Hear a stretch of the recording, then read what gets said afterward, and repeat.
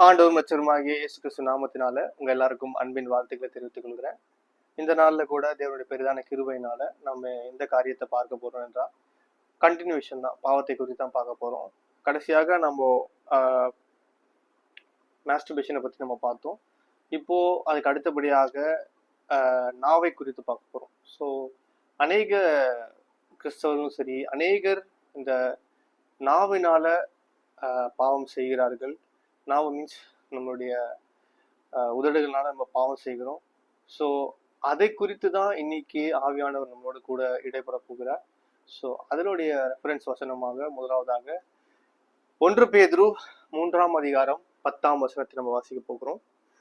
ஜீவனை விரும்பி நல்ல நாட்களை காண வேண்டும் என்றிருக்கிறவன் பொல்லாப்புக்கு தன் நாவையும் கபடத்துக்கு தன் உதடுகளையும் விலக்கி காத்து பொல்லாப்பை விட்டு நீங்கி நன்மை செய்து சமாதானத்தை தேடி அதை பின்தொடர கடவன். அப்போ இந்த வசனத்துல என்ன பார்த்தோம்னா, ஜீவனை விரும்பி நல்ல நாட்களை காண வேண்டும். ஸோ நம்மளுடைய வாழ்க்கையில நம்மளுடைய லைஃப் நல்லா இருக்கணும், ஒரு ஃப்ரூட்ஃபுல்லான ஒரு லைஃப் இருக்கணும் அப்படின்னா முதலாவதாக இங்க என்ன சொல்லியிருக்காருன்னா, பொல்லாப்புக்கு தன் நாவையும் கபடத்துக்கு தன் உதடுகளையும் விலக்கி காத்து.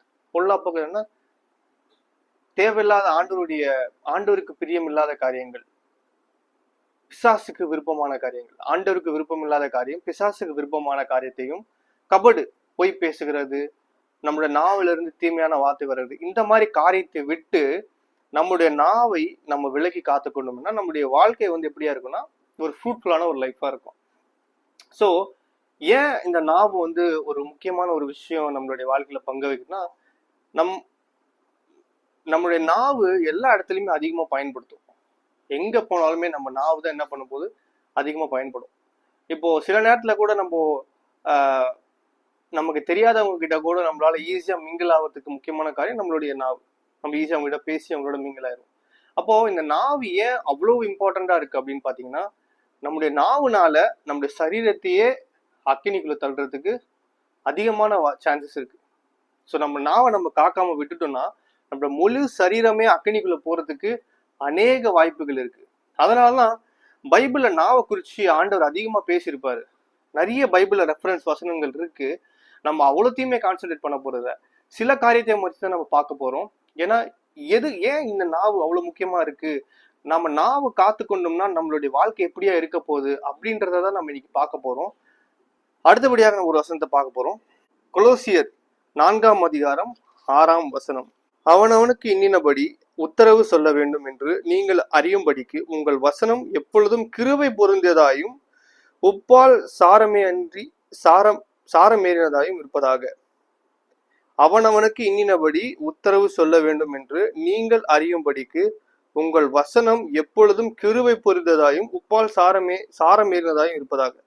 அப்ப நம்மளுடைய வார்த்தை எப்படியா இருக்குன்னா கிருபை நிறைந்த வார்த்தையா இருக்கு. நம்மளுடைய வார்த்தை உப்பால் சாரமேற்றுனா நம்மளுடைய சொற்கள் எல்லாமே எப்போ இருக்கிற ஒரு நல்ல சொற்களா இருக்கணும். நம்முடைய வாயிலிருந்து புறப்படுகிற வார்த்தை எப்பவுமே நல்ல சொற்களா இருக்கும். இப்ப கிருபை நிறைந்த வார்த்தை அப்படின்னா, இப்ப ஆண்டவர் நம்ம இடத்துல பேசும்போது பாத்தீங்கன்னா எவ்வளவு அன்பாகவும் எவ்வளவு ஒரு ஆறுதலோடு கூட நம்ம கிட்ட பேசுவாரு.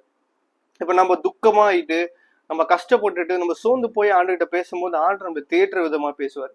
அப்போ அந்த வார்த்தைக்கு அந்த தேற்ற விதமா இல்லாம அந்த இடத்துல ஒரு சபிக்கிற ஒரு வார்த்தையா இருந்தா எப்படி இருக்கும்? நம்ம ஆண்டவர்ல போய் நம்ம ஜெபம் பண்ணி நிற்கும் போது அந்த இடத்துல சபிக்கிற ஒரு வார்த்தையா இருந்தா எப்படி இருக்கும்? கேட்கும் போதே நமக்கு என்ன ஆகும், ரொம்ப கஷ்டமாயிரும். ஏன்னா நம்ம சோர்ந்து போய் ஆண்டவர்கிட்ட போய் நிக்கிறோம். ஆனா ஆண்டவர் நம்ம இடத்துல கடிந்து பேசுற மாதிரி ஒரு வார்த்தையா இருந்தா நம்ம ரொம்ப கஷ்டமா இருக்கும். அப்போ நம்மளுடைய வார்த்தை எப்படியா இருந்தா கிருபை நிறைந்த வார்த்தையா இருக்கணும். அந்த கிருபை நிறைந்த அந்த வார்த்தையா இருக்கும் போதுதான் அது கேட்கிறவங்களுக்கு என்னவா இருக்கும்னா ஏற்றதா இருக்கும். ஒருத்தன் கஷ்டத்துல இருக்கும் போது கூட நம்மளுடைய வார்த்தையினால என்ன பண்ண முடியும், அவனை தேற்ற முடியும், அவனை ஆண்டவர்களை வழி நடத்த முடியும். அப்போ நம்முடைய வார்த்தை ரொம்ப ரொம்ப முக்கியமா இருக்கு. அப்போ நாவு என்ன வார்த்தையை பேசுதுன்றது ரொம்ப முக்கியமான ஒரு காரியமா இருக்கு. நம்மளுடைய நாவை நாம எதற்காக பயன்படுத்துறோம்? நல்ல காரியத்துக்காக பயன்படுத்துகிறோமா இல்ல தீமையான காரியத்துக்காக பயன்படுத்துறோமா? தீமையான காரியம்னா தேவனுக்கு பிரியம் இல்லாத காரியத்தை செய்யறதுக்காக நம்மளுடைய நாவை பயன்படுத்துறோமான்றதை நம்ம ரொம்ப கவனிச்சு பார்க்க வேண்டியதுக்கு முக்கியமான காரணம். அடுத்தபடியாக எபேசியர் 4ஆம் அதிகாரம் 29ஆம் வசனம். கெட்ட வார்த்தை ஒன்றும் உங்கள் வாயிலிருந்து புறப்பட வேண்டாம், பக்தி விருத்திக்கு எதுவான நல்ல வார்த்தை உண்டானால் அதையே கேட்கிறவனுக்கு பிரயோஜனம் உண்டாகும்படி கேளுங்க, பேசுங்கள். அன்றியும் நீங்கள் மீட்கப்படும் நாளுக்கென்று முத்திரையாக பெற்ற தேவனுடைய பரிசுத்த ஆவியை துக்கப்படுத்தாதிருங்கள். இதை யாருக்கு ஆண்டவர் சொல்றாருன்னா, முக்கியமா தேவனுடைய அபிஷேகத்தை பெற்றவர்களும் தேவனை அறிந்தவர்களும் பரிசுத்தாவின் அபிஷேகத்தை பெற்று ஞானஸ்தானம் பெற்றவர்களுக்காக சொல்ற ஒரு வார்த்தை. ஏன்னா ஆண்டரை பத்தி அறியாதவங்க கெட்ட வார்த்தை பேசுறாங்கன்னா அது ஒரு வேற ரகம். அது என்ன சொல்றதுன்னா, அதையும் அங்கீகரிக்க கூடாது. கெட்ட வார்த்தை நம்ம வாயில என்னைக்குமே புறப்படக்கூடாது. ஆனா தேவனுடைய ஆவியை பெற்றவர்கள், அநேக ஊழியக்காரங்க, அநேக தேவனை அறிந்தவர்கள், தேவனுடைய வசனத்தை தியானிக்கிறவங்க, அவங்க என்ன பண்றாங்கன்னா, வாயிலிருந்து கெட்ட வார்த்தைகள் வருது, தேவனுக்கு பிரியமில்லாத வார்த்தை. இங்கே அந்த வசனம் என்ன சொல்றதுன்னா, கெட்ட வார்த்தை ஒன்றும் உங்கள் வாயிலிருந்து புறப்பட வேண்டாம், பக்தி விருத்திக்கு ஏதுவான நல்ல வார்த்தையே உண்டானால் அதையே கேட்கிறவனுக்கு பிரயோஜனம் உண்டாகும்படி பேசுங்கள். நீங்க பேசுற பக்தி விருத்திக்கான வார்த்தை கூட மற்றவங்களுக்கு பிரயோஜனமா இருக்கும்படியாக பேசணும். அப்போ நம்ம வாயிலிருந்து என்ன பண்ணக்கூடாது, கெட்ட வார்த்தை என்னைக்குமே வரவே கூடாது. அநேக இடத்துல பாத்தீங்கன்னா அநேக கிறிஸ்தவர்கள் அவங்களுக்கு கோபம் வரும்போது பாவம் செஞ்சுறாங்க. நம்ம பாவத்தை பத்தி பார்த்தோம். கோபத்துல நீங்க என்ன பண்ணக்கூடாது, பாவத்தை செய்யக்கூடாதுன்னு ஒரு வசனம் நம்ம பார்த்தோம். அப்ப நமக்கு கோபம் வரும்போது என்ன பண்ணிடுறோம், சில நேரத்துல நம்ம போய் பாவத்தை கமிட் பண்ணிடுறோம், வேற விதத்துல பாவத்தை. ஆனா அநேகர் இந்த கோபத்தினால என்ன பண்ணிடுறாங்கன்னா, வாயினால வார்த்தைகளை விட்டு விடுவார்கள். இது நமக்கு உலகத்துல இருந்த ஒரு பழமொழி தெரியும், தீனால் சுட்டப்புண் உள்ளாரும் ஆறாதே நாவினால் சுட்டவடும். அப்போ உலகத்துல இருக்கிறவர்களுக்கே அந்த வார்த்தை பொருந்தும்னா, ஆண்டவரை அறிந்தவர்கள், வேதத்தை வாசிக்கிறவர்கள், பரலோக ராஜ்யத்துக்குள்ள நாங்க பிரவேசிக்க போறோம்னு சொல்லி ஒரு ஆவிக்குரிய மக்கள் எப்படியாக இருக்கணும். நம்மளோட வாயிலிருந்து என்ன வார்த்தை புறப்படுது, நம்மளோட வாயிலிருந்து பக்தி விருத்திக்கான வார்த்தை புறப்படுதா, இல்ல கெட்ட வார்த்தைகள் வருகுதா? அந்த வார்த்தைனால என்ன ஆகுது, அநேக புறஜாதி மக்கள், தேவனை அறியாத மக்கள் கூட இந்த வார்த்தையை கேட்கும்போது கிறிஸ்தவை பின்பற்றான்னு சொல்றாங்க, பட் ஆனா என்ன இவங்க இப்படி இருக்காங்க அப்படின்ற ஒரு மைண்ட் செட்டுக்குள்ள அவங்க போயிடுவாங்க. அப்ப அவங்க ரட்சிக்கப்படாம போறதுக்கான ஒரு காரணமும் யாரா இருக்கும், நாமளா இருக்கும். அவங்களோட ரட்சிப்புக்கு இடரலா இருக்கிறதுக்கு காரணம் யாரு, நாமளே இருக்கும். அப்போ நாம அவங்களோட ரட்சிப்புக்கும் இடரலா இருக்கும், நம்மளுடைய ரட்சிப்புக்கும் இடரா தேவன் என்ன பண்ணுவாரு, நம்ம கண்டிப்பாகவே நியாயம் தீர்த்துருவார். அப்போ நம்மளுடைய வாயிலிருந்து என்னப்பட்ட வார்த்தையா இருக்கணும், நல்ல வார்த்தைகளா இருக்கணும், தேவையில்லாத வார்த்தை. சில நேரத்துல பிசாசு நம்ம என்ன பண்ணுவான்னா ட்ரிகர் பண்ணுவான்.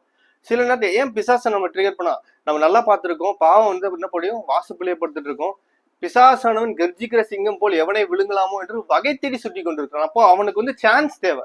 அவன் எப்பயாச்சும் யாரையாச்சும் ஒரு சான்ஸ்ல பிடிச்சு கொண்டு போயிட முடியுமான்னு தான் பார்ப்பான்.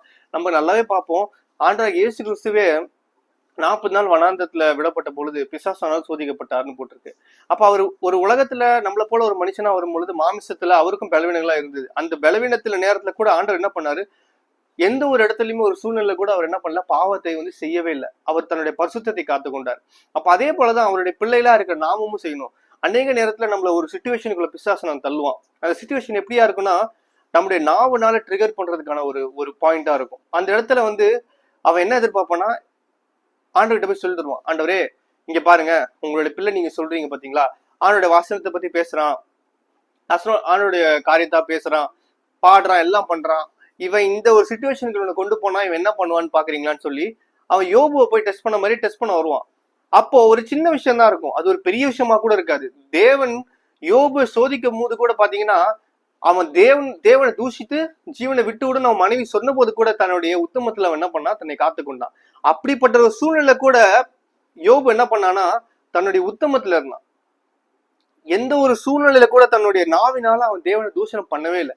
அவனோட மனைவி சொல்றா, இன்னும் உங்களை உத்தமத்துல இருக்கீங்களா, தேவனை தூஷித்து ஜீவனை விட்டு விடும், தன்னுடைய நாவினால பாவத்தை செய்ய சொல்லி அவன் மனைவி ஃபோர்ஸ் பண்ணா கூட யோபு என்ன பண்ணா, பாவத்தை செய்யவே இல்லை. ஏன்னா அவனுக்கு தெரியும், தேவன் கொடுத்தா தேவன் எடுத்தார், தேவனுக்கு சகலத்துக்குமே அதிகாரம் இருக்கு. அப்போ தேவன் சில நேரத்துல நம்மள சில டெஸ்டுக்குள்ள அனுமதிக்கும் போது நம்ம என்ன பண்ணிடக்கூடாது, அந்த இடத்துல கமிட் பண்ணிடக்கூடாதுப்பா. ஒண்ணுமே இல்லாத சின்ன விஷயம், அற்பமான ஒரு விஷயத்துக்காக போய் நம்முடைய நாவினால நம்ம பாவம் செய்தோமானால் தேவன் எவ்வளவு கஷ்டப்படுவாரு. அநேக நேரத்துல கிறிஸ்துவா இருக்க நாம நம்முடைய நாவினால பாவத்தை கமிட் பண்ணிடுறோம், பாவத்தை செய்து விடுறோம். அது ஒண்ணுமே இல்லாத ஒரு பிரயோஜனமே இல்லாத ஒரு காரியமா இருக்கும். அந்த சின்ன சின்ன விஷயத்துக்காக நம்ம தேவனுடைய நாம தூஷிக்கத்தக்கதான நம்முடைய வாயினால் நம்ம பாவத்தை செஞ்சோம்னா, ஆண்டவர் எப்படி நம்ம மேல விசுவாசம் வைப்பாரு, ஆண்டவர் எப்படி நம்ம மேல நம்பிக்கை வைப்பாரு? பரலோக ராஜ்யத்துக்குள்ள இவன் வருவான், இவன் வர்றதுக்கான தகுதி இருக்குன்னு சொல்லி எந்த ஒரு பேசிஸ்ல அவர் நம்மளை செலக்ட் பண்ணுவாரு? ஒரு உலகத்துல ஒரு எக்ஸாமினேஷன் இருக்குன்னா அந்த எக்ஸாமினேஷனை பாஸ் பண்றதுக்கே அவ்வளவு பெரிய ப்ராசஸ் இருக்கு. 10th ஸ்டாண்டர்ட் பப்ளிக் எக்ஸாம் படிச்சு முடிக்கணும்னாவே ஒரு பெரிய ப்ராசஸ் இருக்கு. எல்லா எக்ஸாமினேஷனும் கிளியர் பண்ணாதான் நம்ம அடுத்த 11th ஸ்டாண்டர்ட் போக முடியும். 12th ஸ்டாண்டர்ட் அதே போல பாஸ் ஆனாதான் நம்ம காலேஜுக்குள்ள போக முடியும். உலகத்துல இருக்க ஒரு எக்ஸாமினேஷன் பாஸ் பண்றதுக்கு இத்தனை ப்ராசஸ் இருக்கும்னா, பரலோக ராஜ் நித்தியம் உங்களுடைய ஆத்மாவும் ஆவியும் பரலோகத்துல இருக்க போதுன்னா, அது ஃபில்டர் ஆகி போக வேண்டிய இடம் அவ்வளவு பரிசுத்தமான இடம். அந்த இடத்துல அசுத்தத்துக்கு இடமே இல்லை. ஏன்னா அங்க பிதா வாசம் செய்யற இடம். அந்த பரிசுத்தத்துக்குள்ள நம்ம போகணும்னா நம்ம எப்பேற்பட்டவங்களா இருக்கணும். தேவனாகிய கர்த்தர் இந்த பூமிக்குள்ள இருக்கும் பொழுது தன்னை அப்படி பரிசுத்தமா வைத்துக் கொண்டார். அதனாலதான் நிறைய நேரத்துல தேவனை குற்றப்படுத்தும்படியாக அநேகர் வந்த போது கூட ஆண்டு சொன்னாரு, உங்களால என்னை யாராச்சும் குற்றப்படுத்த முடியுமான்னு கேட்டார். ஒருத்தராலுமே அவரை குற்றப்படுத்த முடியல. ஏன் குற்றப்படுத்த முடியலன்னா, அவர் எந்த ஒரு இடத்துலயுமே தன்னுடைய கண்ட்ரோலை மிஸ் பண்ணவே கிடையாது. ஏன்னா அவர் அநேக நேரத்துல பிரசங்கம் பண்ணும்போது பரிசேயர்களும் சதுசேயர்களும் அந்த இடத்துல இருந்து கேட்டுட்டே தான் இருந்தாங்க. எங்கேயாச்சும் இவர் தப்பு பண்ணிடுவாரான்னு சொல்லிட்டு அப்படியே அவங்க வகையை தேடி பார்த்துக்கிட்டே இருந்தாங்க. ஏன்னா அப்பதான் மிஸ்டேக்கை பிடிக்க முடியும், பிடிச்சு அவரை பிளேம் பண்ண முடியும்னு சொல்லி எதிர்பார்த்துட்டு இருந்தாங்க. ஆனா அந்த ஒரு சூழ்நிலையில கூட தன்னுடைய நாவை அவர் காத்து கொண்டார். எல்லாமே தேவனுடைய வசனத்துக்கு ஏற்றபடி, எல்லாவற்றையுமே தேவனுடைய வசனத்துக்கு ஏற்றபடி. அவர் சோதிக்கப்படும் போது கூட வசனத்தின்படியாக தான் என்ன பண்ணாரு, பேசினாரு. அப்போ அவ்வளவு தெளிவா அவ்வளவு பெர்ஃபெக்டா காடோட பிளான் அவர் எக்ஸிக்யூட் பண்ணாருன்னா, அவருடைய ஆவியை பெற்றவர்கள் நாம் எப்படியா இருக்கணும்? அவரை போலவே தான் இருக்கணும். அவருடைய குமாரங்களா இருக்க நாம அவரை போலவே தான் நம்ம வாழ ஆரம்பிக்கணும். அவரை போலதான் செய்ய ஆரம்பிக்கணும். அப்போ அநேக நேரத்துல பிசாசான நம்ம சோதிக்கப்படும் போது நம்ம சின்ன விஷயத்துல சோதிக்கப்பட்டுருவோம். நம்ம அநேக விசுவாசத்துல பெரிய விசுவாச வீரர்களா இருப்போம், எல்லாம் சொல்லிக்கலாம். பட் ஆனா நம்மள சோதிக்கும் போது ஒண்ணுமே இல்லாத ஒரு அற்பமான காரியத்துக்கு தான் நம்ம என்ன பண்ணுவோம், விழுந்துருவோம். நம்முடைய நாவு அவ்வளவு பலவீனமான, எப்படி கண்கள் இச்சிக்கிறதுல அவ்வளவு பலவீனமா இருக்கிறதோ, அதே போல நாவும் தேவையில்லாத வார்த்தைகளை பேசிக்கிறதுக்கு அவ்வளவு பலவீனமா இருக்குது. அப்ப நம்முடைய நாவுனால அநேக நேரத்துல நம்ம என்ன பண்ணிடுறோம்னா, தேவனை நம்ம என்ன பண்ணிடுறோம்னா தூஷிச்சிடும். தேவனை தூசிக்கிறோம். நம்ம டைரக்டா தேவனை தூசிக்கல, தேவன் நமக்காக போய் பேசுறதுக்கு சான்ஸே கொடுக்காதபடி நம்முடைய நாவுனால நம்ம பாவத்தை செஞ்சிடறோம். பிசாசனை போய் அங்க நின்று தேவன் முன்னாடி என்ன பண்ணுவான்னா போய் சொல்லுவான், பாத்தீங்களா நீங்க சொன்னீங்களே உங்க பிள்ளை இது பண்ண மாட்டான் அது பண்ண மாட்டான்னு, இப்ப பாத்தீங்களா என்ன பண்ணா அப்படின்னு போய் கேட்கிற லெவலுக்கு நம்ம வச்சிடறோம். அப்படி இருக்கும்போது அவர் எந்த ஒரு பேசிஸ்ல நம்மளை ஆசீர்வதிச்சு நம்மளை பரலோகத்துல கொண்டு போகணும்னு நினைக்கிறீங்க? அநேக கிறிஸ்தவர்கள், வேதத்தை அறிந்தவர்கள் இந்த தப்பை நம்ம செஞ்சுட்டு இருக்கோம். தயவு செஞ்சு பிரியமானவர்களே, நீங்க அந்த ஒரு காரியத்தை யோசிங்க. நீங்க பேசுகிறதுக்கு முன்பதாக ஒரு செகண்ட் யோசிங்க, இந்த வார்த்தை பேசலாமா, இது எதுக்கு, இந்த நேரத்துல இந்த வார்த்தை தேவையா அப்படின்னு சொல்லி நீங்க யோசிக்கணும். ஏன்னா அநேக நேரத்துல நம்ம சின்னதா ஸ்லிப் ஆகிறதுனாலதான் அது ஒரு பெரிய பாவத்துக்குள்ள லீட் ஆகுது.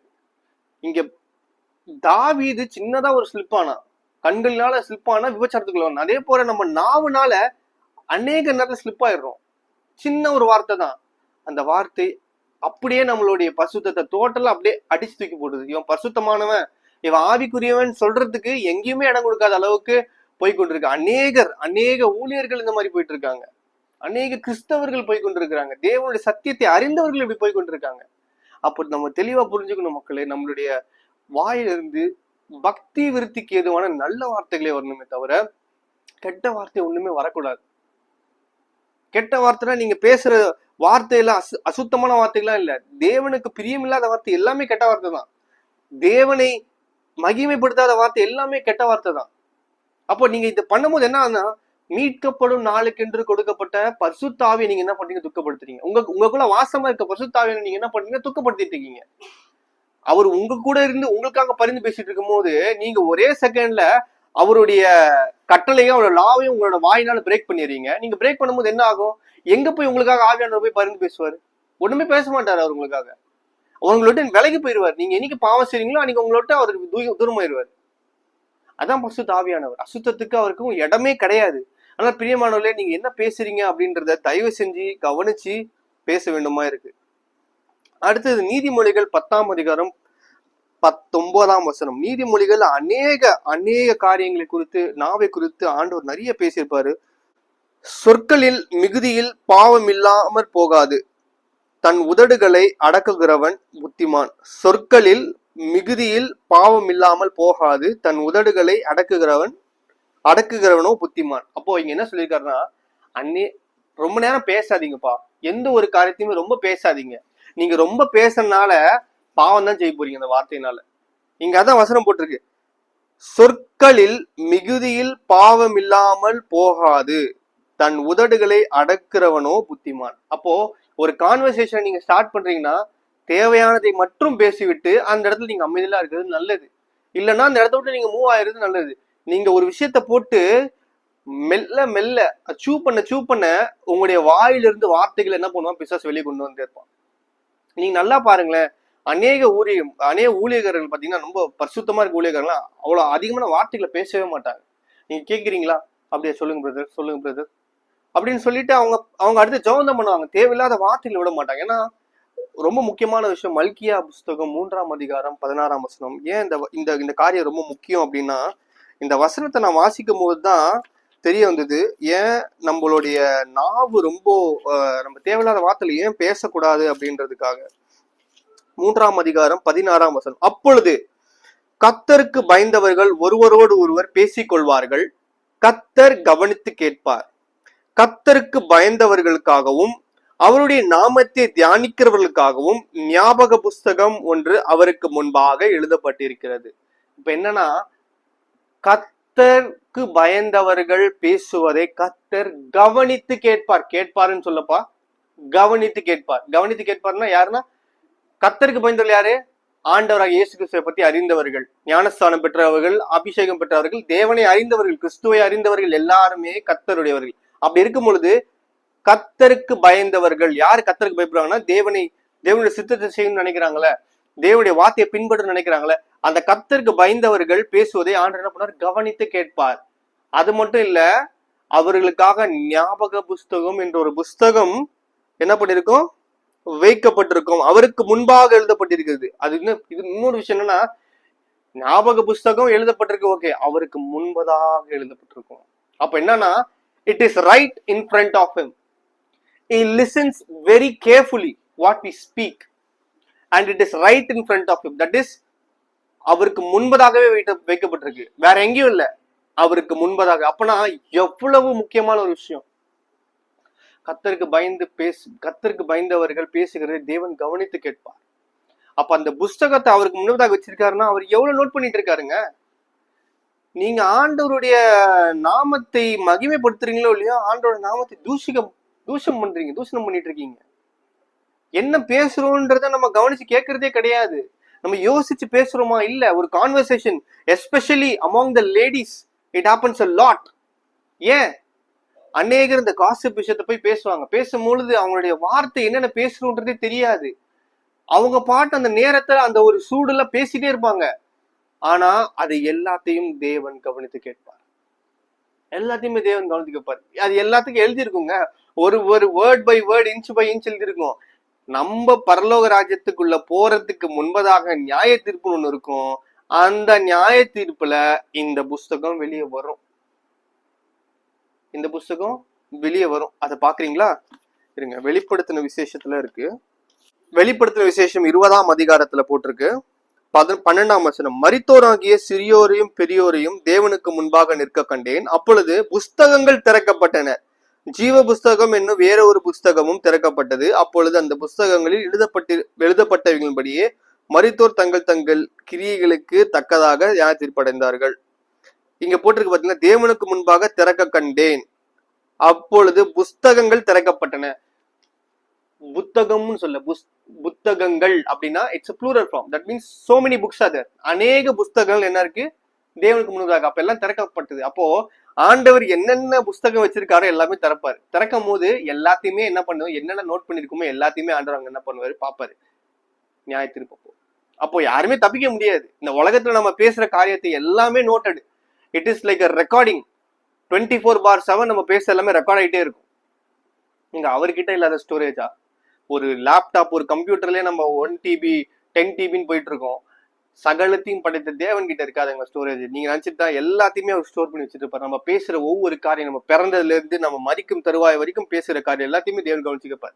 அதனால இன்கேஸ் நீங்க அப்படி ஏதாவது ஒண்ணு பண்ணிருந்தீங்கன்னா, இது ஒரு சரியான நேரம் தேவனுடைய சமூகத்துல போய் ஒப்புரவாங்க. ஆண்டவரே, என்னுடைய நாவுக்கு நீங்கள் வேலி வைங்க. எங்க தாவீது சொல்றாரு, என் நாவுக்கு வேலி வையும், என் நாவுக்கு காவல் போடும். என் நாவுக்கு காவல் போடும் ஏன் சொல்றாருன்னா, என்னை அறியாமல் என்னோட மாமிசத்துல ஏதாவது வார்த்தையை பேசிடக்கூடாதுன்றதுக்காக தான் காவல் வைன்னு சொல்றாரு. எதுக்கு சொல்றாருன்னா, நாவு அவ்வளவு மோசமானது. ஏன்னா நம்முடைய முழு சரீரத்தையுமே அக்கினியில போடுறதுக்கு வல்லமை உள்ளது அந்த நாவு. அதனாலதான் சொல்றது, நாவுல ஜீவனும் இருக்கு மரணமும் இருக்கு. நாவின் அதிகாரத்துல ஜீவனும் இருக்கு மரணமும் இருக்கு. நம்ம வாயிலிருந்து வர நல்ல வார்த்தையினால ஜீவனும் கிடைக்கும், அதே வார்த்தையினால் நம்ம சரீரம் அக்கினிக்குள்ள போதும். காரணம் தேவனாகிய கர்த்தர் இந்த பூமியில இருக்கும்போது அற்புதத்தை எப்படி செஞ்சாரு? நாவினால செஞ்சாரு. ஒரு வார்த்தை சொன்னார், எழுந்து நட, தலி தாகுமி, சிறுப்பினை எழுந்துரு. எல்லாமே நாவின் அதிகாரத்துல தாங்க இருக்கு. உங்களுடைய வாயினால நீங்க தேவனை ஆராதிக்கிறதும் உங்களுடைய நாவினால, அதே நாவினால நீங்க தூஷிக்கிறதும் உங்க நாவினாலதான். ஆராதிக்கிற தேவனை உங்களுடைய வாயினால கனமும் பண்றீங்க, கனவீனமும் படுத்துறீங்க. ஒரே நீரூற்றுல இருந்து ரெண்டு தண்ணி வர முடியாது. தித்திப்பான தண்ணியும் கசப்பான தண்ணியும் வர முடியாது. ஏதாவது ஒண்ணுதான் வரணும். ஒண்ணு தித்திப்பான தண்ணி, இல்ல கசப்பான தண்ணி. நீங்க தேவனை துதிக்குள்ள இருந்தா உங்களுடைய நாவில இருந்து தேவனுக்கு ஏற்ற வார்த்தையும் கிருபையுள்ள வார்த்தைகளும் தேவனை மகிமைப்படுத்துகிற வார்த்தையுமா இருக்குமே தவிர தேவனை கனவீனம் பண்ணுகிற வார்த்தையா இருக்கக்கூடாது. தேவனுக்கு பிரியமில்லாத வார்த்தையா இருக்கக்கூடாது. உலகத்துல இருக்கிற அநித்தியமான காரியங்களுக்காக நீங்க போராடுறீங்க, நீங்க அதற்காக வாக்குவாதம் பண்றீங்க. ஆனா நித்தியமா பரலோகத்து ராஜ்யத்துக்குள்ள பிரவேசிக்க போற நீங்க, தேவனுடைய ராஜ்யத்தை சுதந்திரத்துக்கு போற நீங்க, உங்களுடைய நாவை ஏன் வெளியடிக்க மாட்டீங்க? எங்க அவ்வளவுத்தையுமே பெரிய பெரிய சாதனை பண்ண ஹிஸ்டரியில இருக்கவங்க எல்லாம் அந்த புக்ல, வேத புத்தகத்துல இருக்காங்க. தாவீது ராஜாங்க, தேவன் சொல்ற இருதயத்துக்கு ஏற்றவன் தாவீது. அப்படி சொல்றவனே சொல்றான், என்னோட நாவுக்கு காவல் வையும். அப்படி காவல் வைன்னு சொல்றதுக்கு காரணம் என்னன்னா, அவனுக்கு தெரியுது நாவு பொல்லாப்பானது, பாவத்தை செய்யக்கூடியது நாவு. அதனால நம்ம ரொம்ப கவனமா பார்க்க வேணுங்க பிரியமானவர்களே. நம்முடைய நாவை நாம் எதற்காக பயன்படுத்தணும்? தேவனுடைய வார்த்தையை போதிக்கிற நாவிலிருந்து அசுத்தமான காரியங்கள் வரக்கூடாதுங்க. தேவனை கனம் பண்ணுகிற வாயிலிருந்து தேவனை கனவீனம் பண்ணுகிற வார்த்தை வரக்கூடாதுங்க. தேவனை மகிமைப்படுத்துகிற வாயிலிருந்து தேவனை கனவீனம் பண்ணுகிற வார்த்தை வரக்கூடாதுங்க. அசுத்தமான வார்த்தைகள் வரக்கூடாதுங்க. கெட்ட வார்த்தை வரக்கூடாதுங்க. ஏன்னா நீங்க மீட்கப்படும் நாளுக்கென்று கொடுக்கப்பட்ட முத்திரையா கொடுக்கப்பட்ட பரிசுத்த ஆவியை நீங்க என்ன பண்ணக்கூடாது? துக்கப்படுத்தக்கூடாது. அவர் மட்டும் உங்களை விட்டு போயிட்டாருன்னா நீங்க ஜஸ்ட் நோ ஐடென்டிட்டி. ஆண்டவர் வரப்போறாரு, ரட்சிப்பு 2ஆம் வருகையில வரப்போறாரு, ஆண்டவர் வந்து எடுத்துக்கொள்ள போறாருன்னா அவர் பாப்பார் ஐடென்டிட்டி, யார் என்னோட பிள்ளைன்ட்டு. அந்த முத்திரை போடாதவனை ஆண்டு எடுக்க மாட்டாரு, மறுரூபமாக்கப்பட மாட்டோம். அப்போ முத்திரையா கொடுக்கப்பட்டிருக்க பரிசுத்த ஆவியானவரை துக்கப்படுத்துறது என்னன்னா நம்முடைய நாவு. நாம பாவம் செய்தோம்னா நம்மளை விட்டு பரிசுத்த ஆவியானவர் விலகி போய் விடுவார். இன்னொன்னு முக்கியமான விஷயம், நம்ம பேசுகிறது எல்லாத்தையுமே தேவன் கவனித்து கேட்கறதுனால நாம ரொம்ப பார்த்து பொறுமையாக பேச வேண்டும், ரொம்ப ஞானமாக பேச வேண்டும். அதிகமான வார்த்தைகளை பயன்படுத்தக்கூடாது. நம்ம ஒரு கான்வர்சேஷனுக்குள்ள ஈடுபட்டு இருந்தா கூட நம்முடைய வார்த்தை அவ்வளவு தெளிவாகவும் அவ்வளவு பரிசுத்தமாக இருக்கணும். ஏன்னா அந்த வார்த்தையில நீங்க அதிகமா பேசுங்க. ஒரு கான்வர்சேஷனை ரொம்ப எலாப்ஸ் பண்ணி ரொம்ப பெருசா போயிட்டு இருக்கீங்கன்னாவே தெரிஞ்சுக்கோங்க, நீங்க நாவுனால பாவம் செய்ய போறீங்க. எப்படி நம்ம கண்களை நம்ம காத்துக்கொள்ளணுமோ, நம்முடைய சரீரத்தை நம்ம காத்துக்கொள்ளுறோமோ, நம்முடைய நாவையும் காத்துக்கொள்ள வேண்டுங்க. அந்த இடத்துல நீங்க கான்வர்சேஷன் கட் பண்றதுனால அவங்க உங்ககிட்ட பேசாம போனா கூட பரவாயில்ல. ஏன்னா அவங்க பேசாம போறதுனால உங்களுக்கு பெரிய பிரச்சனை கிடையாது. ஆனா நீங்க உங்க நாவுனால பாவத்தை செய்து பரலோக ராஜ்யத்துக்குள்ளே போகாம போயிட்டீங்கன்னா, அப்போ கான்வர்சேஷனை டெவலப் பண்றது முக்கியம் இல்லைங்க, பரிசுத்தத்துல நீங்க நிலைச்சு நிக்கிறதா முக்கியம். அப்போ நாவுனால நீங்க என்ன பண்ணக்கூடாது? உங்களுடைய பரிசுத்தத்தை இழந்துடக்கூடாது. அப்ப நல்லா தெரிஞ்சுக்கோங்க, ஒரு விஷயத்த ரொம்ப அசப்போட அதுல இருக்க சாறு போச்சுன்னா சக்கை தான் இருக்கும். அப்ப அந்த சக்கை என்ன ஆகும்னா பிரோஜனம் பண்றதுதான். அப்ப நீங்க ஒரு கான்வர்சேஷன் அதிகமா லென்த்தியா எடுத்துட்டு போயிட்டு இருக்கீங்கன்னா அது என்ன பண்ண போகுதுன்னா அடுத்து உங்களை பாவம் செய்ய வைக்க போது உங்க நாவினால. தேவையில்லாத வார்த்தைகளையோ இல்ல தேவையில்லாத காரியத்தை குறிச்சோ நீங்க பேசுவீங்க, தேவன் அதனால கனவீனப்படுத்தப்படுவார். பிசாசானவனுக்கு அது ஒரு பெரிய கொண்டாட்டமா போயிடும். அவன் என்ன பண்ணுவான், போயிட்டு உங்க பிள்ளை தானே நீங்க சொன்னீங்க, நீங்க முத்திரை கொடுத்துருக்கீங்க பாத்தீங்களா, என்ன பண்ணிட்டு இருக்கா நீங்களே பாருங்கன்னு சொல்லுவான். எவ்வளவு பெரிய சோதனையில கூட யோபு தன்னுடைய உத்தமத்துல நின்று அவன் தேவனை தூஷிக்காம தன்னை காத்து கொண்டானோ, அந்த ஒரு இடத்துக்கு நம்ம வர வேண்டும். அப்படி வரணும்னா தான் தேவன் டெஸ்டிஃபை பண்ணுவாருங்க. இவனை போல உத்தமனும் பூமியில இவனை போல ஒருத்தனும் இல்லைன்னு ஏன் டெஸ்டிஃபை கொடுக்குறாருன்னா அவன் பண்ண மாட்டான்னு அவருக்கு தெரியும். மோசே பாத்தீங்களா, என் வீட்டில் எங்கும் உள்வே உள்ளவன். அவன் சொல்ற வார்த்தை பாத்தீங்களா, தேவன் கிட்ட பேசினா அந்த வார்த்தையை போய் சொல்லுவான். தேவையில்லாத வார்த்தையை பேச மாட்டான், வருவான் தேவன்கிட்ட போய் பேசுவான், தேவனோட வார்த்தையை வாங்குவான், போய் சொல்லுவான். இதே காரியமா தான் இருப்பான். அப்பதான் நீங்க பரிசுத்தமா இருக்க முடியும். நீங்க தேவனோட சமூகத்துல உட்காரீங்களா, தேவனோட பிரசனத்தை வாங்குறீங்களா, போறீங்களா, சொல்றீங்களா, வந்துட்டே இருக்கீங்க, அவ்வளவுதான். அதை தவிர்த்து வேற எந்த ஒரு காரியத்தையுமே நீங்க எந்த ஒரு சூழ்நிலையிலுமே பேசக்கூடாது. உங்களை மாமிசத்துல இருந்து நீங்க பேச ஆரம்பிச்சீங்கன்னா, உங்க மாமிசத்துல இருந்து நீங்க கைட் பண்ண ஆரம்பிச்சீங்கன்னா, அது கடைசியில முடிவுல போய் எங்க நிக்கும்னா பாவத்துலதான் போய் நிற்கும். ஏன்னா நீங்க நாவினால கண்டிப்பாகவே தேவனுக்கு விரோதமாக பாவம் பண்ணி விடுவீர்கள். அடுத்தபடியாக நீதிமொழிகள் 15ஆம் அதிகாரம் 14ஆம் வசனம். ஆரோக்கியம் உள்ள நாவு ஜீவ விருட்சம், நாவின் மாறுபாடோ ஆவியை நொறுக்கும். ஆரோக்கியம் உள்ள நாவு ஜீவ விருட்சம். ஜீவ விருட்சம் என்னங்க? Fruit of life. ஜீவ விருட்சத்தின் கனி ஆண்டு சொல்லுவார். ஆதாம் ஏவாளை ஆண்டு படைச்சும் போது அந்த ஏதேனுக்குள்ள இருக்க அந்த தோட்டத்துல ஆண்டு வச்சிருப்பாரு, ஜீவ விருட்சத்தின் கனியை நன்மை தீமை இருக்கு. அந்த ஜீவ விருட்சத்தின் கனியை போனா இட்டர்னல் லைஃப். அப்போ ஒரு நல்ல ஒரு ஆரோக்கியம் உள்ள நாவு ஜீவ விருட்சமா இருக்கான். ஜீவ விருட்சம்னா how grateful is that? Fruit of லைஃப்ங்க. உங்க வாயிலிருந்து வருகிற வார்த்தைனால அநேகர் சுகமாக முடியும், அநேகர் ஹீல் ஆக முடியும். நீங்க ஆறுதலா பேசுகிற வார்த்தையினால நொறுக்கப்பட்டவருடைய இறுதியம் மாற்றப்படும்.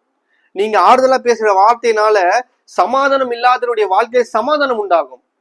நீங்க பேசுகிற ஒவ்வொரு நன்மைக்குரிய வார்த்தைகளும் கிருபைக்குரிய வார்த்தைகளும் என்ன பண்ண இன்னொருத்தருடைய வாழ்க்கையை மாற்றப்படும். அவன் ஆண்டுக்குள்ள வர்றதுக்கு காரியமா இருக்கும். ஆனா மாறுபாடோட ஆவி, நாவின் மாறுபாடோ ஆவியை நொறுக்கும். நாவின் மாறுபாடு, ஆவின் மாறுபாடு என்னங்க? நம்முடைய ஆவியானவருக்கு விரோதமாக, அதான் ஆவியானவர் ஆவியின் கனிகளுக்கு விரோதமான காரியங்கள் செய்யும் பொழுது நம்முடைய நாவு என்ன ஆகும்னா நம்முடைய ஆவியை நொறுக்கி போடும். பரிசுத்த ஆவியானவர் நொறுக்கி போட்டுச்சு என்ன ஆகும்னா அவர் விலகி போய் விடுவார். அப்போ இந்த காரியத்தை நம்ம கவனிச்சு பார்க்க வேண்டும் பிரியமானவர்களே. நம்முடைய நாவை நாம் எதற்காக பயன்படுத்துகிறோம்? தேவனை பிரியப்படுத்துறதுக்கான காரியத்துக்காகவா? தேவனை இதே நாவல தான் நம்ம ஆராதிக்கிறோம். தேவனுடைய பாட்டுகளை எல்லாம் நம்ம இதே நாவல தான் பாடுறோம். இதே நாவல தான் ஜெபம் பண்றோம். ஆண்டவரே எனக்கு இதை தாங்க அதை தாங்கன்னு, இதை தாங்க அதை தாங்க ஆண்டவரே எனக்கு சொல்லி நீங்க ஜெபம் பண்றீங்க. ஆனா அதே வாயில தான் நீங்க இன்னொருத்தவங்களை பத்தி தேவையில்லாத வார்த்தைகளை பேசுறீங்க. இதே வாயில தான் காசிப் பேசுறீங்க. அநேகர் சொல்றேன், அநேக கிறிஸ்தவர்கள் காசிப் பேசுறீங்க. காசிப் பேசும்போது எவ்வளவு ஒரு சந்தோஷம் வருது உங்களுக்கு. ஆனா அந்த காசிப் அங்க தேவையா? ஆண்டவர் கவனிச்சு பார்த்துட்டு பாருங்க நம்ம பேசுறத. நம்ம இன்னொருத்தவங்களை பத்தி பேசுறதுக்கு எந்த ஒரு இதுலயுமே ஆண்டவர் அலோவ் பண்ணவே இல்லை. ஆண்டவரே அதை பத்தி யாரை பத்தியும் பேச மாட்டாரு. சிம்பிளா ஒரு எக்ஸாம்பிள் சொல்லணும்னா, ஒரு இடத்துல பரிசல் வந்து கேட்பாங்க வரி செலுத்துறத பத்தி. அப்ப வந்து ஆண்டவர் சொல்லுவாரு, இது என்னன்னு கேட்பாரு, இது ராயனுடைய காயின். அப்ப அதை பார்த்துட்டு இது ராயனுக்கு செலுத்துங்க, தேவனோட தேவன் செலுத்துங்க. ஒரே வார்த்தை முடிஞ்சு போச்சு. அங்க ராயனுக்கு நான் இதை ஏன் செலுத்தணும், நீ இதை ஏன் பரிசுத்த, நீ இது வந்து தேவனுக்கு இதை செலுத்தணும்னு சொல்லி அவர் அங்க எலாபரேட்டே பண்ணல. ஒரே வார்த்தை. பரிசு வந்து கேட்டா இதை நாங்க வரி செலுத்துறது கரெக்டா இல்லையான்னு கேட்டதுக்கு அந்த காயினை பார்த்து கேட்பாரு, இது யாரோட படம்? ராயனோட படம். ராயனோட ராயனுக்கு செலுத்துங்க, தேவனோட தேவனுக்கு செலுத்துங்க. முடிஞ்சு போச்சு. அங்க அவர் எலாபரேட் பண்ணி பேசியிருந்தாலும் என்ன இருக்கும்? கண்டிப்பா பிசாசு வந்து ஆண்டவரை ட்விஸ்ட் பண்றதுக்காக தான் வந்து நிக்கிறானே. அப்போ நீங்க ஒரு விஷயத்த பேசுறீங்கன்னா, ஒரு காசிப் பேசுறீங்கன்னா, கண்டிப்பா அந்த இடத்துல பிசாசு நின்று கேட்டே இருப்பான், தேவனும் கேட்டே இருப்பாரு. அப்ப நீங்க என்னென்ன வார்த்தைகளை விடுறீங்கன்றத தேவன் கவனிச்சு பார்த்துட்டு இருப்பாரு. இததான் பிசாசு என்ன பண்ணுவோம், ஒரு டிபேட் மாதிரி போய் ஆண்டுகிட்ட போய் பேசுவோம். பாத்தீங்களா, நீங்க உங்க பிள்ளை என்னன்னு சொன்னீங்க, என் பிள்ளை நல்ல பிள்ளை, எல்லாம் பண்ணும், நான் சொல்றதெல்லாம் கேட்கும் அப்படின்னு சொன்ன ஒரே காரியத்திலே போய் நிற்பான். இப்போ உங்களுக்கு சில விஷயம் தடைப்படுதுன்னா, நீங்க ஜெபம் பண்றது கேட்கப்படல, நீங்க பண்ற விஷயம் நினைக்கிறது நடக்காம போகுது, தடையாருக்கு காரணம் என்னன்னா நீங்க தான், வேற யாரும் கிடையாது. உங்களுடைய சுய இச்சையினாலதான் அது தடைப்படுது. சுய இச்சைன்னா என்ன? ஒரு ஜீவனத்தின் பெருமையோ மாமிசத்தின் இச்சையோ அது மட்டும் கிடையாதுங்க. உங்களை நாவினால் பண்ற நீங்க காரியம் தான். ஒரு கான்வர்சேஷனுக்குள்ள இன்வால்வ் ஆகணும்னு சொல்லி அவ்வளவு ஒரு ஈர்ப்பு வருதுன்னா அதுக்கு காரணம் என்னன்னா உங்களுடைய மாம்சம். எது உங்களோட இடத்துல அதிகமா செயல்படுது? உங்களோட ஆவி செயல்படுதா, மாம்சம் செயல்படுகிறதா? உங்களோட ஆவி செயல்பட்டா நீங்க அந்த கான்வர்சேஷன் இன்வால்வ் ஆக மாட்டீங்க. ஆட்டோமேட்டிக்கா உங்களை நீங்க ஐசோலேட் பண்ணுவீங்க. ஏன்னா மாறுபாடு உள்ள சந்ததியை விட்டு விலகி நிற்கணும்னு சொல்லியிருக்காரு ஆண்டவர். அப்போ நீங்க ஐசோலேட்டா நிப்பீங்க தனியா. உலகம் உங்களை வெறுக்கதான் செய்யும். ஏன்னா நீங்க உலகத்துக்கு ஒத்த வேஷம் தெரியாமல் என்ன பண்ணுவீங்கன்னா தேவனுடைய சித்தத்தை செய்து தேவனுக்கு பிரியமான காரியம் செஞ்சு கொண்டிருப்பீங்க. அப்போ உலகத்துடைய கான்வர்சேஷனுக்குள்ள நீங்க உங்களை இன்வால்வ் பண்ணிக்கொள்ள மாட்டீங்க. நீங்க இன்வால்வ் பண்ணாத போது உலகம் உங்களை வெறுக்கும், உலகம் உங்களை ஒதுக்கும். நல்லது, ஒதுக்கப்பட்டாதான் நீங்க தேவனுடைய ராஜ்யத்துக்குள்ள பிரவேசிக்க முடியும். ஏன்னா அப்பதான் தேவனுடைய பிள்ளைன்னு நீங்க தெரியும். ஆண்டவராகிய இயேசு கிறிஸ்து பூமியில வரும்போது பெரிய ராஜாவோ பணக்காரனோ வரல. அவர் ஒரு மாட்டுத் தொழுவத்துல தான் ஒரு பிறந்தார். ஒரு கார்பெண்டருக்கு ஒரு பிள்ளையா தான் பிறந்தார். அப்படி இருக்கும் பொழுது அவரே தன்னை தாழ்த்தி தன்னை ஒடுக்கி வாழும் பொழுது அவருடைய கிரியேஷன்ஸ், நம்ம ஜஸ்ட் கிரியேஷன்ஸ், நாம எப்படியா இருக்கணும்னா அவரை போலதான் இருக்கணும். அப்பா எப்படியோ பிள்ளையும் அப்படிதான். அவர் இங்க வரும்போது பெரிய கிரீடத்தை வச்சுட்டு வரல. அவர் வரும் பொழுது தன்னை தாழ்த்தி வந்தாரு. நாமளும் நம்மளை தாழ்த்தி தான் வாழும். அநேக இடத்துல நம்ம தூஷணமான வார்த்தையில பேசுறதை காட்டிலும் இன்னும் சில பேர் என்ன பண்ண பெருமைக்குரிய வார்த்தையில பேசுவாங்க, அப்படியே ஜீவனை கொண்டு பேசுவாங்க. இந்த காரியத்தை குறித்து இன்னொரு வீடியோ நான் கண்டிப்பா தேவனுக்கு சித்தமானால் போடுறேன். ஏன்னா ஜீவனத்தின் பெருமையை குறித்து பேசணும். ஏன்னா ஆண்டவர் அந்த காரியத்தை அடியோடு இருக்கிறாரு. அதை குறித்து நம்ம தேவனுக்கு சித்தமானால் நம்ம இன்னொரு வீடியோல பார்ப்போம். அப்போ நம்முடைய நாவினால் நம்மளை உயர்த்தி பேசுகிறது தேவனுக்கு பிடிக்காது. ஏன்னா தாழ்த்தி தன்னைத்தான் தாழ்த்துக்கிறன்னு உயர்த்தப்படுவான், தன்னைத்தான் உயர்த்துக்கிறனோ தாழ்த்தப்படுவான். அது நாவல தான் இருக்குங்க. நீங்க உங்களை உயர்த்தி பேசுனீங்கன்னா தாழ்த்தப்படுவீங்க, உங்களை நீங்க தாழ்த்தி பேசுனீங்கன்னா உங்களே உங்களை உயர்த்துவார். அன்னைக்கு பிரியமானவர்களே, இந்த இந்த காரியத்தை நீங்க யோசிச்சு பாருங்க. உங்களோட வாழ்க்கையில நம்ம எந்த வார்த்தையை செய்யறோம், நம்ம எந்த வார்த்தையை சொல்லுறோம் அப்படின்ற காரியத்தை நம்ம ரொம்ப கவனிச்சு பார்க்கணும். இன்னொரு விஷயம், முக்கியமான ஒரு காரியம் என்னன்னா, அநேக நேரத்துல நம்ம இந்த காரியத்தை நம்ம செஞ்சிருவோம். சில நேரத்துல நமக்கு ஒரு பிரச்சனைக்குள்ள மூழுது நம்ம இந்த காரியத்தை செஞ்சிருவோம். சங்கீதம் 34ஆம் அதிகாரம் 13ஆம் வசனம், உன் நாவை பொல்லாப்புக்கும் உன் உதடுகளை கபடு வசனிப்புக்கும் விலக்கி காத்துக்கொள். என்னன்னா பொய் சொல்லாதீங்கன்னு சொல்றாரு. உங்கள் நாவை பொல்லாப்புக்கும் உங்கள் உதடுகளை கபடு வசனிப்புக்கும் விலக்கி காத்துக்கொள். உள்ளதை உள்ளபடி சொல்லுங்க, இல்லைன்னா இல்லைன்னு சொல்லுங்க. அந்த ஒரு குவாலிட்டி ரொம்ப முக்கியம். நீங்க பொய் சொல்றதுனால அந்த பிரச்சனையை அதிகமாக்காதான் போறீங்களே தவிர அந்த பிரச்சனையை நீங்க கம்மியாக்க போறது இல்லை. ஆனா நீங்க உள்ளபடி சொன்னீங்கன்னா அந்த பிரச்சனை அன்னியோட முடிஞ்சிடும். அப்போ முக்கியமான விஷயம், எந்த ஒரு சூழ்நிலையிலுமே நீங்க பிசாசானவங்களை பொய் சொல்ல ட்ரை பண்ணுவான். உண்மை சொல்லி நீங்க தூக்கு தண்டனை அனுபவிச்சா கூட பரவாயில்லங்க, பொய் சொல்லி ஒரு ராஜ வாழ்க்கை வாழ்றது பிரயோஜனம் இல்லை. ஏன்னா அதையுமே ஆண்டவர் கவனிச்சு பார்த்துட்டு இருப்பாரு. அப்போ நம்ம ஒரு இடத்துல உண்மை சொல்ல வேண்டிய சூழ்நிலையில நம்ம பொய் சொன்னோம்னா தேவன் அதற்கு கணக்கு கேட்பார். அதனால அநேக நேரத்துல நானுமே நிறைய நேரத்துல பொய் சொல்லியிருக்கேன். அப்போ இந்த ஆப்பர்ச்சுனிட்டி நம்ம என்ன பண்ணிக்கணும், தேவனுடைய சமூகத்துல போய் நம்ம ஒப்பு கொடுக்கணும். ஒப்பு கொடுத்து, ஆண்டவரே என்னோட நாவினால் செய்த தப்புகளை ஆண்டவரே மன்னிங்க. இது எல்லாமே பாத்தீங்கன்னா பியூரிஃபிகேஷனுங்க. இது எல்லாமே நம்மள சாண்டிஃபை பண்ற ப்ராசஸ். ஒரு பாவத்தையுமே நம்ம என்ன பண்ண, நம்முடைய வாழ்க்கையில விட்டு விலகி கொண்டு போயிட்டு இருக்கணும்.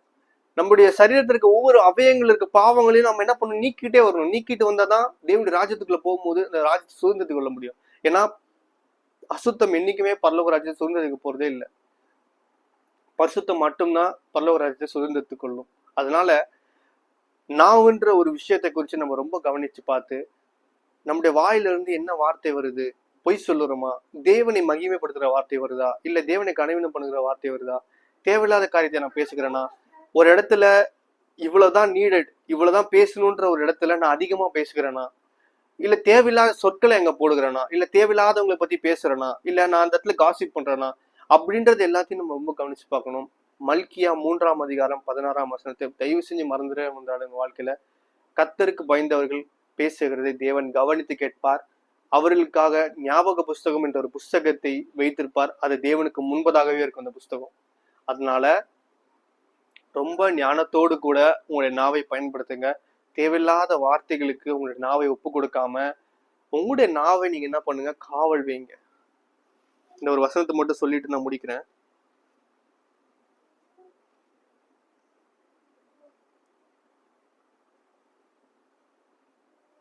சங்கீதம் 141ஆம் அதிகாரம் 141ஆம் அதிகாரம் 3ஆம் வசனம். இதுல தாவீது சொல்லியிருப்பார் பாருங்க, கர்த்தாவே என் வாய்க்கு காவல் வையும், என் உதடுகளின் வாசலை காத்துக்கொள்ளும். தாவீது சொல்றதுங்க, என் இருதயத்துக்கு ஏற்றவன் அப்படின்னு சொன்ன தாவீது சொன்ன வார்த்தை, கர்த்தாவே என் வாய்க்கு காவல் வையும். அப்படின்னா நம்முடைய வாய்க்கு நம்ம என்ன பண்ணணும், காவல். உண்மையாகவே தினமும் நம்ம காலையில் எந்திரிச்சு அந்த நாளை ஆரம்பிக்கும் பொழுது நம்ம ஜெபம் பண்ணும் போது இந்த ஒரு காரியத்துக்காக நம்முடைய கண்களை எப்படி நம்ம தேவனோட சமூகத்துல காவல் வைக்கணும்னு சொல்றோமோ, அதே போல நம்முடைய நாவையும் அப்படியாகவே சொல்ல வேணும். ஆண்டவரே என்னுடைய நாவை காவல் வைங்க, இந்த நாள்ல என்னுடைய நாவினால உமக்கு விரோதமாகவோ உமக்கு பிரியமில்லாத காரியத்தை நான் பேசக்கூடாதபடிக்கு என் நாவை காவல் வைங்க. என் உதடுக்கு என்ன பண்ணுங்க, வசனத்தை காத்துக்கொள்ளுங்க, என் உதடு வாசலை காத்துக்கொள்ளுங்க அப்படின்னு சொல்லி நம்ம ஜெபம் பண்ணணும். ஏன்னா நம்முடைய நாவினால நம்ம தேவனை என்ன பண்ணக்கூடாது, கனவீனம் பண்ணக்கூடாது. எப்படி யோபு தன்னுடைய உத்தமத்துல தன்னை காத்து கொண்டாரோ அதே போல நாமும் நம்முடைய உத்தமத்துல காத்து தேவன் நம்மளை குறிச்சு ரிசீவ் பண்ணுங்க. பல்லவ ராஜ்யத்துக்குள்ள என்றாகும் போது நினைச்சு பாருங்க, என்னுடைய மகனாகிய யோபு அப்படின்னு சொல்லும் போது அந்த பரலோகமே அப்படியே வியந்து பார்க்குங்க. அதுதாங்க உண்மையான ஒரு சந்தோஷம். அந்த சந்தோஷத்தை நம்ம எழுந்துடக்கூடாது. அதனால நம்முடைய நாவை நாம் காத்துக்கொள்ள வேண்டும். இப்பெல்லாம் சேர்ந்து நம்ம ஜெபம் பண்ணுவோம். சர்வ வல்லமையுள்ள எங்கள் தகப்பனே, அப்பா, இந்த நல்ல வார்த்தைக்காக உண்மை ஸ்தோத்திரிக்கிறோம் ஐயா. நல்ல கேட்ட வசனத்தின்படியாக ராஜா, எங்களுடைய நாவை நாங்கள் காத்துக்கொள்வதற்கு தேவன் எங்களுக்கு உதவி செய்யுங்கப்பா. ஆண்டவரே, அநேக நேரத்துல நாங்கள் உமக்கு விரோதமாக எங்களுடைய நாவினால பாவத்தை செய்திருக்கிறோம் அப்பா. ஆனாலும் கூட தகப்பனே, நீர் கிருபையும் இரக்கம் உள்ளவர் தகப்பனே. இந்த நாள்ல கூட எங்களுடைய நாவினால நாங்கள் செய்த பாவங்களை உங்களுடைய விலையேற பெற்ற ரத்தத்தினால கழுவி சுத்திகரித்து பரிசுத்தப்படுத்தி எங்களுடைய நாவுக்கு நீங்கள் காவல் வையும் தகப்பனே. எங்களுடைய உதடின் வாசலை நீங்கள் காத்துக்கொள்ள முடியாது ஜெபிக்கிறோம் அப்பா. அன்று இனிமே எங்களுடைய வாயிலிருந்து ஜீவ விருட்சத்தின் வார்த்தைகளும், நன்மைக்கு எதுவான வார்த்தைகளும், கிருபைக்கு எதிரான வார்த்தைகளும் மாத்திரமே வரும்படியாகவும், தேவனுக்கு பிரியமில்லாத எந்த ஒரு கெட்ட வார்த்தையும் தேவையில்லாத வார்த்தைகளோ இந்த வாயிலிருந்து வராதபடிக்கு தேவன் காத்தருளும்.